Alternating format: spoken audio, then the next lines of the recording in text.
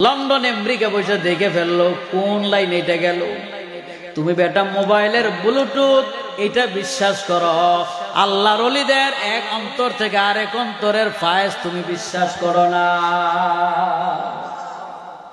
কি সম্ভব? মোবাইল দিয়ে যদি 1 ঘন্টার ওয়াজ আরেকটা মোবাইলে বিনা তারে বিনা লাইনে যদি দেওয়া যায়, তাহলে আল্লাহর ওলিদের নজরও এটা দেওয়া সম্ভব কি? আল্লাহর নবীর নজরে আবু হুরায়রা বড় আলেম হয়ে গেছে। এমনি এমনি এলেম আসে নাই। আবু হুরায়রা 3 দিন পর্যন্ত না খাওয়া, 3 দিন পর একটা খেজুর খাইলে ভাগ যোগ করে খাইতেন। আরে 3 দিন পর্যন্ত না খাওয়া, নবীর কাছে যে যদি বলি ইয়া রাসূলুল্লাহ আমি তো 3 দিন খাই নাই, তাইলে আমি যা কষ্ট পাবো এইটা যদি নবী শুনে কষ্ট পায় তাইলে তো আমার সব হারাই ফেলবে। বুঝেন নাই? আমার কষ্টের কথাটা শুনলে নবী কষ্ট পাবে কি? তাহলে নবীকে কষ্ট দেওয়া তো জায়েজ নাই। এই জন্য সাহাবায়ে কেরাম নিজের কষ্টের কথা নিজে হজম করতেন। নবীজির কাছে বইলে নবী যেন কষ্ট না পায়, নবীজিকে সাহাবায়ে কেরাম কোনোদিন কষ্ট দেয় নাই। আবু হুরায়রা রাস্তার মোড়ে গড়াগড়ি খায়, যেন কেউ এসে জিজ্ঞেস করে আবু হুরায়রা কিছু খাইবে নাকি। আবু বকর চলে যায়, কিছুই জিজ্ঞায় না। ওমর চলে যায়, কিছুই জিজ্ঞেস করে না। ওসমান চলে যায়, কিছুই জিজ্ঞেস করে না। আলী মুর্তজা চলে যায়, হযরত আলী কেউ জিজ্ঞেস করে না। আবু হুরায়রা নবীজির কাছে গেলেন, দেখে একজন কিছু দুধ হাতিয়ে নিয়ে আসে নবীজির দরবারে। হযরত আবু হুরায়রা খুশি হয়ে গেলেন, নবীজি তো কোনোদিন আমাদেরকে কিছু না দিয়ে খান না, নবী আমাদেরকে নিয়েই খাবেন। যদি আমাকে নবীজি বলে প্রথম খাইতে, আমি তো ক্ষুধার্ত, আগে জনমের মতো পেট ভরে খাইলাম, এরপরে যে খাই খাইবে। আল্লাহ রাসূল বলে আবু হুরায়রা এখানে 43 জন সাহাবী, সবাইকে একটু একটু দুধ খাওয়াই আসো, এরপরে সবাই শেষে তুমি খাইবা। কোন মেজাজটা কেমন লাগে? একে তো খিদা, এরপরে দায়িত্ব দিছে ওনারে খাওয়ালেন। যদি উনি খাওয়ান না গ্রুপে থাকতো তাহলে আগে যে দৌড়ে খাইবে। ওনাকে কইছে সবাইকে খাওয়াবা, খাওয়ানোর পর তুমি খাওয়া। এখন দুধই 1 পেয়ালা যদি 40-50 জনে খায়, 1 চুমুক করে খাইলেই তো শেষ। নবীজি ওই দুধের দিকে নজর দিয়া দিলেন, আঙ্গুল দিয়া দিলেন, যাও দুধ খাওয়াও। সাহাবায়ে কেরাম সকলে পেট ভরে দুধ খাইলেন। দুধ খাওয়ার পর আবু হুরায়রার কাছে আসলে নবীজি বললেন আবু হুরায়রা দুধ খাও। দুধ খাইলেন, পেট ভরে গেছে। হুজুর আর পারবো না, আরো খাও। নবীজি বলছে আরো খাইলাম। নবীজিকে আরো খাও। পেট ভরা গলা পর্যন্ত চলে আসছে, আর খাইতে পারি না। এরপর আল্লাহ রাসূল পেয়ালায় মুখ লাগালেন, ওই পেয়ালার দুধ শেষ হয়ে যায়। এটা নবীজির মুজিজা। তামাম সাহাবায়ে কেরাম 1 পেয়ালা দুধ খাইলেন। এটা বলার উদ্দেশ্য হলো ইলমের জন্য কত সাধনা করেছেন সাহাবায়ে কেরাম, নবীজির কাছ থেকে হাদিস নেওয়ার জন্য কত কষ্ট করেছেন। আজকে ও বাবারা, ও মুরব্বীরা, আমাদের কাছে কোরআন এসেছে, এটা এমনি এমনি আসে নাই। মুসলমানের ঘরে মুসলমান হয়ে গেছি, কোরআন তৈয়ার পাইছি, 150 টাকা হাদিয়া দিলে পাওয়া যায়। আর সাহাবায়ে কেরাম এই কোরআনের জন্য জীবন দিয়েছেন, পরনের কাপড় পর্যন্ত পায় নাই, উলঙ্গ অবস্থায় বাড়ি ছাড়তে হয়েছে। এই ছিল সাহাবায়ে কেরামের কোরআনের জন্য কষ্ট। আল্লাহ রাসূল মসজিদে নববী থেকে বের হচ্ছেন, দেখে বের হওয়ার সময় দেখে এক যুবক, চুলগুলি উস্কো খুস্কো, শরীরের মধ্যে ময়লা ধুলাবালি, পরনে একটা কম্বল, গায়ে একটা কম্বলের টুকরা। নবীজি বললেন, এ যুবক তোমার নাম কি? বলে আমার নাম আব্দুল উজ্জা। তোমার এই অবস্থা কেন? বলি ইয়া রাসূলুল্লাহ আমি আপনাকে বড় ভালোবাসি, আমার বাবা নাই, আমি এতিম মানুষ, আমি চাচার কোলে লালিত পালিত হচ্ছিলাম, কিন্তু আপনার দাওয়াত আমি পেয়েছি। আমি ভাবলাম আমি আপনার উপরে একলা ঈমান আনবো না, আমার চাচাকে সহ ঈমান আনয়ন করব। চাচাকে দাওয়াত দিলাম, চাচাজি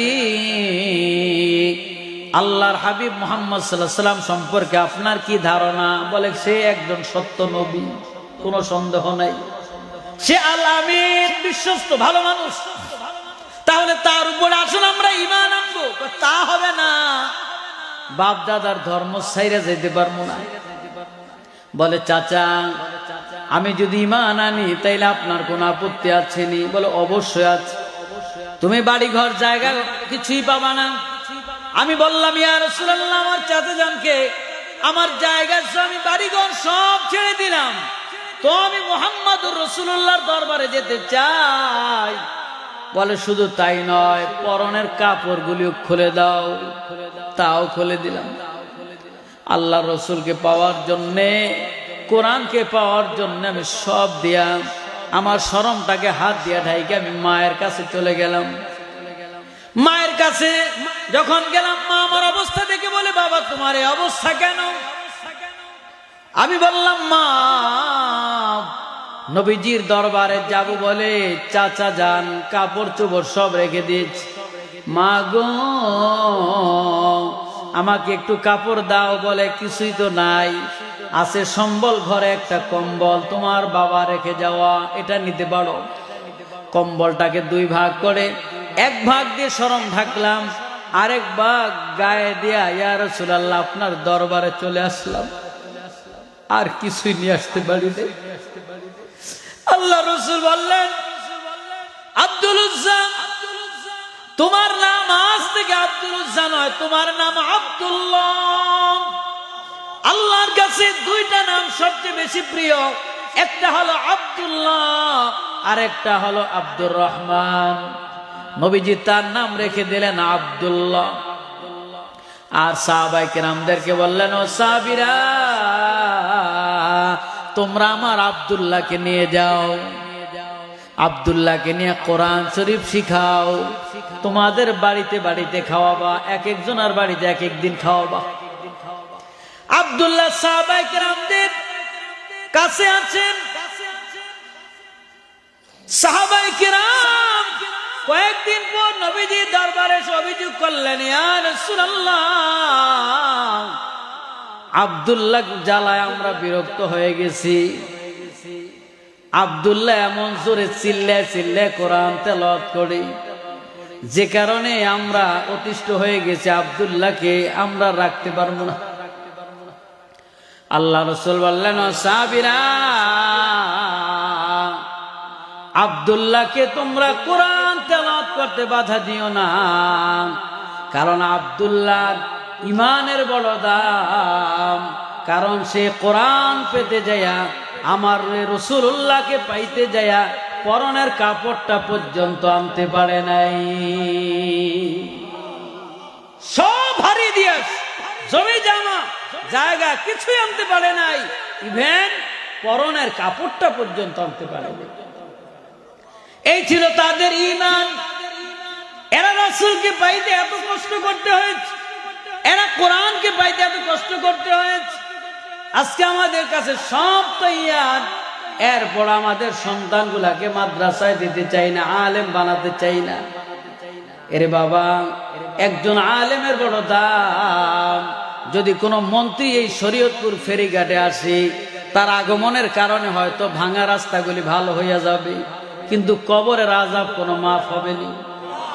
কথা বলেন। কিন্তু একজন আলেমের আগমনে ইন্নাল আলিমা ওয়াল মুতাআল্লিমা ইযা মাররা আলা ক্বরিয়াতিন ফাইন্নাল্লাহা ইয়ারফাউল আযাবা আন মাকবারাতি তিলকা ক্বরিয়াতিন 40 ইয়াওমান। নবীজি বলেন কোন গ্রাম, কোন এলাকা, কোন মহল্লা দিয়ে, রাস্তা দিয়ে যদি কোনো হক্কানি আলেম ওলামা হেঁটে যায়, ওই আলেমের কদমের বরকতে ওই এলাকার যত মুর্দেগান কবরে ঘুমায়, তাদের কবরের আযাব আমার আল্লাহ পাক 40 দিনের জন্য মাফ করে দেয়। কয় দিনের জন্য? একটু